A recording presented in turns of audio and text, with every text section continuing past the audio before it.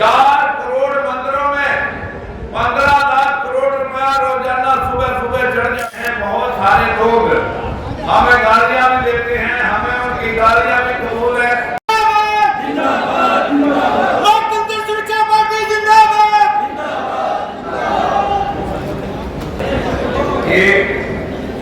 एक व्यक्ति बंबई से चल करके आपके बीच में आया है। भाई हमारे आरिफ लैला एक नाटक बहुत चला था हमारे साथ, ये नाटक चलता तो 70 साल से अभी आ रहा है। लेकिन ये बॉबी भाई मुंबई से चल के आपके दर्शन करने के लिए आया। मैं बधाई देता हूँ भाई बॉबी भाई को। बॉबी कश्यप जी, ज्ञान सिंह कश्यप जी, ये हमारे करनाल जिला से हैं और बहुत ही मुंबई के अंदर आपको अच्छे अच्छे नाटकों में भूमिका देते हैं। इसका धन्यवाद करते हैं हम आपकी तरफ से। बैठो मित्रों, मंचासीन सभी नेताओं ने जिन्होंने आज के इस प्रोग्राम को ऑर्गेनाइज करने के लिए जोर लगाया, जिसमें सबसे ज्यादा अहम भूमिका जो पिछले 4 माह से लगभग आपके बीच में थे भाई पेशवेश है और भाई सुरेंद्र पांचाल और हमारे सुरेंद्र पांचाल के साथ साथ हमारे गाड़ी में तेल भर के हर रोजाना घूमने वाले स्वामी जी, स्वामी जी, हनुमान प्रजापति जी और महेंद्र पंचाल जी, जो इस आज की इस प्रोग्राम के ऑर्गेनाइजर हैं। हकीकत में जो इन भाइयों ने बहुत मेहनत की है, सब लोगों को जोड़ करके आपके दर्शन कराने का भाई तेजवीर ने सबने प्रयास किया है। लेकिन जो मंच में बहुत सारे वक्ता बैठे हैं, हमारे सुरेश जांगड़ा जी लालगांव से चल के आए हैं, लालचंद जी उधर से चल के आए हैं। अगर मैं नाम लेने लगा तो यहाँ पर सभी सुनील जी और जुलाना के बहुत सारे लोग महम के सभ्यों से और रोहतक से बहुत सरदारी आचार्य है।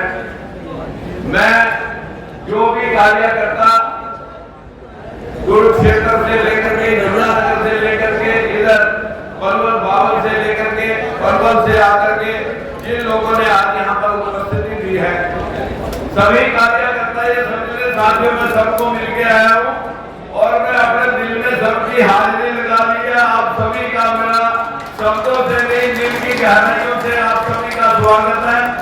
मंचासीन नेताओं का स्वागत मैं हमेशा बाद में करता हूँ। सबसे पहले जो इस महफिल की रौनक, इस महफिल की शोभा आपने बढ़ाई है, हम सारे मंचासीन नेता जो आपको इनवाइट करने के लिए गए थे, इनकी तरफ से भी मैं आप सभी का बहुत बहुत आभार प्रकट करता हूँ।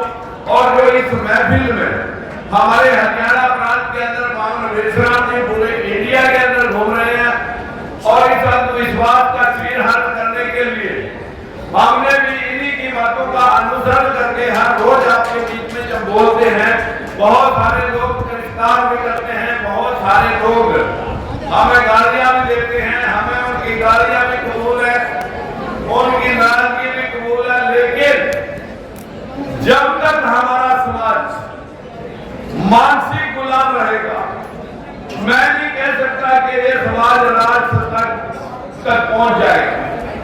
जो लोग आज भी संदेश के अंदर सूरज को हनुमान निकल गया, धरती में से हाथ चलाते हुए बच्चे निकल गए, सीता निकल गई, कुंती के कान में बच्चा पैदा सूर्य कर गया, मैल से बच्चे बन गए। इस देश के अंदर मछली के पेट से बच्चे इंसान पैदा हो गए, यहाँ पर मूसा से भी बच्चे पैदा हो गए, यहाँ आदमी की गर्दन के ऊपर हाथी की गर्दन भी सजा करके भगवान बना दिया। यहाँ पर 33 करोड़ देवी देवता पत्थर घड़ करके सब मंदिरों में जो बौद्ध शिवालय थे, उन बौद्ध शिवालय में सजाए गए। शूद्रों को वहां चढ़ने पे बैन रखा गया। अब जिस दिन से आजादी आई है, सारी पूजा पाठ का ठेका हम शूद्रों ने उठा रखा है। वो लोग संविधान पढ़ करके MP MLA और मिनिस्टर बनते हैं, SP DC बनते हैं, जज बनते हैं, वाइस चांसलर बनते हैं, और हम क्या बन रहे हैं? तुम्हारे पर फूल बरसाए जाते हैं कि घोड़े बने रहो, कापड़ा ढोके रहो और आप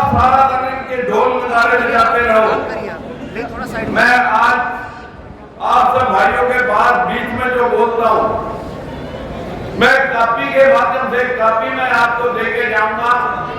सबसे पहले हाथ जोड़कर विनती है कि हमारे लोग बैकवर्ड के लोग जो है ना, पेट के बाकी बहुत हैं। इन लोगों को अपने नेताओं की बात सुनने में बहुत कष्ट रह जाता है। जो तो बैठे रहते हैं उनको लोग जो है बहुत शाबाशी इसलिए नहीं दे पाते कि जो लोग उठ करके चले जाते हैं उनको रोकना हमारी मजबूरी होती है, लेकिन वो रुकते नहीं। इनके रोकने के लिए भी मैं पहले भी बोला, अभी भी बोल रहा हूं। आप इत्मीनान से भाई बावन मेश्राम जी, जो मैं रोज बात आपके बीच में अंधविश्वास के बारे में कहता हूं, हर रोज अंधविश्वास जब तक इस देश के अंदर लक्ष्मी पूजा, सरस्वती पूजा चलेगी तब तक आपका भला हो नहीं सकता। हमारे देश के अंदर 4 करोड़ मंदिर हैं। 4 करोड़ मंदिरों में 15 लाख करोड़ रुपया रोजाना सुबह सुबह चढ़ जाता है।